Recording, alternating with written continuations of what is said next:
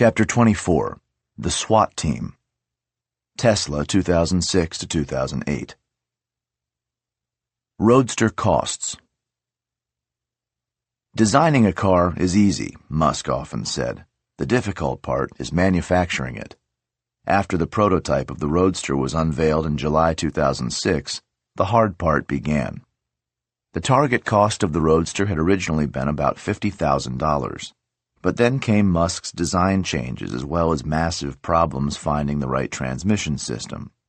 By November 2006, the cost had swelled to $83,000. That prompted Musk to do something unusual for a board chair. He flew to England to visit Lotus, the chassis supplier, without telling Martin Eberhard, his CEO. I find this a rather awkward situation where Elon has asked for Lotus's own view of the production timing, one of the Lotus executives wrote Eberhard. Musk got an earful in England. The Lotus team, which was dealing with rapidly shifting design specifications from Tesla, said that there was no way they could start producing Roadster bodies until the end of 2007, at least 8 months behind schedule. They presented him with a list of more than 800 problems that had arisen. For example, there was a problem with the British company that Tesla had contracted to supply the customized carbon fiber panels, fenders, and doors. It was a Friday, and Musk impulsively decided to visit the supplier. I hiked through the mud to this building where I saw that the Lotus guys were right. The body tooling wasn't working, he says. It was a total failure. By the end of July 2007, the financial situation had worsened. The cost of materials for the first round of production was estimated to be $110,000 per car, and the company was projected to run out of cash within weeks. That's when Musk decided to call in a SWAT team. Antonio Gracias. When Antonio Gracias was 12 years old, he asked for some Apple computer for Christmas.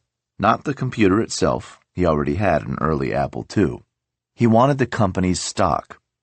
His mother, who ran a small lingerie store in Grand Rapids, Michigan, spoke only Spanish, but she managed to buy him 10 shares for $300.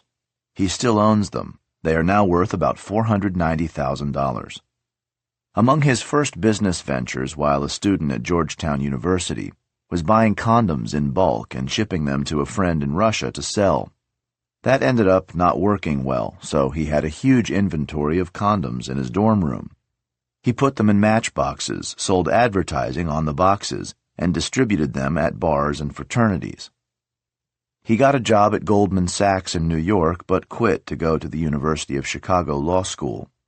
Most law students, especially at a place like Chicago, find the work all-consuming, but Gracias was bored. On the side, he started a venture fund that bought small companies. One of them seemed particularly promising, a California firm that did electroplating. But it turned out to be a mess. Gracias found himself commuting to California to try to fix things at the factory, while a friend at law school named David Sachs took notes for him in class. Remember these names, Antonio Gracias and David Sachs, because they will reemerge in the Twitter saga. Because Gracias spoke Spanish, like most of the factory workers, he was able to learn from them where the problems were. I realized that if you invest in a company, you should spend all your time on the shop floor, he says. When he asked how they could speed things up, one of the workers explained that having smaller vats for the nickel baths would make the plating go faster. Those and other worker-generated ideas succeeded so well that the factory began turning a profit, and Gracias started buying more troubled companies. He learned one very big lesson from these ventures. It's not the product that leads to success. It's the ability to make the product efficiently. It's about building the machine that builds the machine. In other words, how do you design the factory? It was a guiding principle that Musk would make his own. After law school, David Sachs had gone on to be a co-founder with Musk of PayPal. Gracias was an investor, and he and Musk were among the new millionaires who went to Las Vegas to celebrate Sachs' 30th birthday in May 2002. 6 of the partygoers were in a limousine when one of them, a friend from Stanford, threw up in the back seat. When the driver got them to the hotel, most of the others took off. Elon and I looked at each other and said, "We can't leave this poor driver with vomit in his car," Gracias recalls. So they rode with the driver to a 7-Eleven convenience store, bought paper towels and spray cleaner, and cleaned up the car. Elon has Asperger's, Gracias says, so he sometimes comes across as not emotional, but he actually can care. Gracias and his venture capital firm Valor Management participated in 4 of Tesla's early funding rounds, and in May 2007 he joined the board. That was just when Musk was fathoming the depth of the production problems with the Roadster, and he asked Gracias to figure out what was wrong. For help, Gracias called on an eccentric partner who was a wizard at understanding factories. Tim Watkins. After reviving his electroplating company, Gracias bought some similar companies, including one that had a small factory in Switzerland. When he flew there to inspect it, he was picked up at the airport by a ponytailed British robotics engineer named Tim Watkins, who was wearing a black t-shirt, jeans, and a black fanny pack. Whenever he took a new assignment, he would go to a local chain store and buy a 10-pack of t-shirts and jeans, which he would then shed like a molting lizard during his stay. After a leisurely dinner, Watkins suggested that they go look at the factory. Gracias knew that it did not have a permit to run a night shift, so he was wary when Watkins and the plant manager drove him to a back alley of an industrial park. "I thought for a moment that they might rob me," Gracias admits.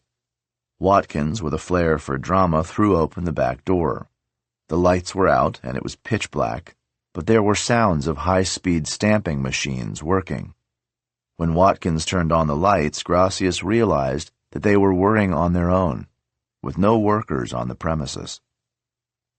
Swiss regulations decreed that workers could be on duty no more than 16 hours per day, so Watkins had instituted a schedule of 2 8-hour shifts separated by 4-hour periods when machines would run on their own.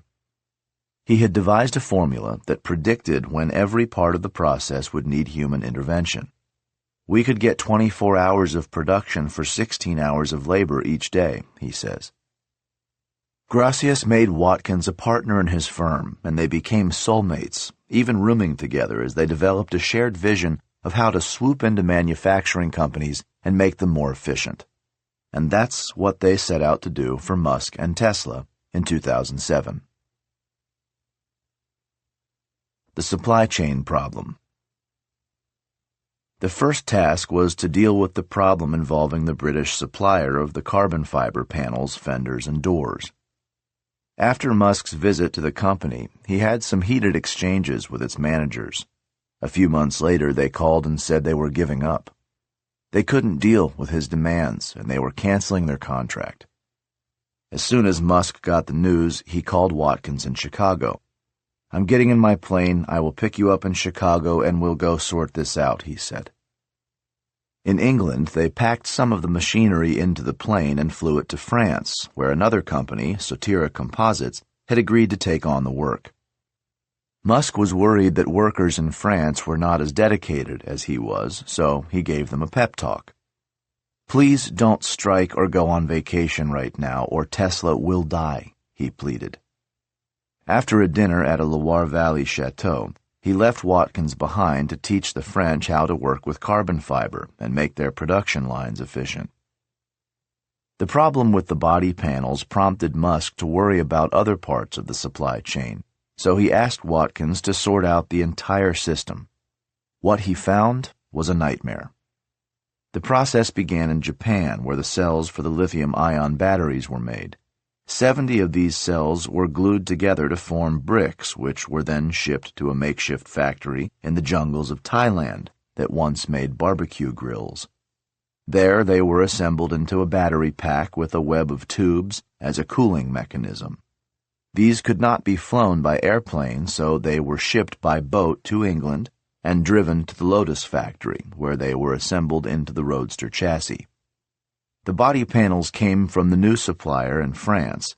The bodies with batteries would then be shipped across the Atlantic and through the Panama Canal to the Tesla assembly facility near Palo Alto.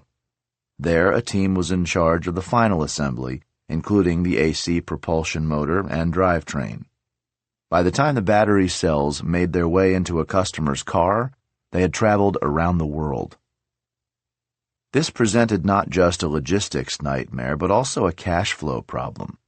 Each cell at the beginning of the journey cost $1.50. With labor, a full battery pack of 9,000 cells cost $15,000. Tesla had to pay for them up front, but it would be 9 months before those packs made it around the world and could be sold in a car to consumers. Other parts going into the long supply process likewise burned cash. Outsourcing may save money, but it can hurt cash flow. Compounding the problem was that the design of the car, partly because of Musk's fiddling, had gotten too complex. It was just a flat-out burning dumpster fire of stupidity, Musk later admitted. The chassis had become 40% heavier, and it had to be redesigned to fit the battery pack, which invalidated the crash testing Lotus had done. In retrospect, it would have been much smarter to start with a clean sheet design and not try to modify the Lotus Elise, he says. As for the drivetrain, almost none of the AC propulsion technology turned out to be viable for a production car. We screwed the pooch 6 ways to Sunday, Musk says. When Watkins got to Tesla's California headquarters to sort through this mess with Eberhard, he was shocked to discover that there was no bill of materials for the production of the Roadster. In other words, there was no comprehensive record of every part that went into the car and how much Tesla was paying for each. Eberhard explained that he was trying to move to an SAP system to manage such information, but he didn't have a chief financial officer to organize the transition. You can't manufacture a product without a bill of materials, Watkins told him. There are tens of thousands of components on a vehicle, and you are getting pecked to death by ducks. When Watkins pieced together the true costs, he realized that things were worse than even the most pessimistic projections. The initial Roadsters off the assembly line would cost, including overhead, at least $140,000, and it would not fall much below $120,000 even after production increased. Even if they sold the car for $100,000, they would be hemorrhaging money. Watkins and Gracias presented the grim findings to Musk. The cash-sucking supply chain and the cost of the car would bleed the company of all its money, including the deposits that had been made by customers to reserve a Roadster, before it could even begin selling the car at scale. It was, Watkins says, an oh shit moment. Gracias pulled Musk aside later. "This is not going to work," he said. "Eberhard is not being for real about the numbers."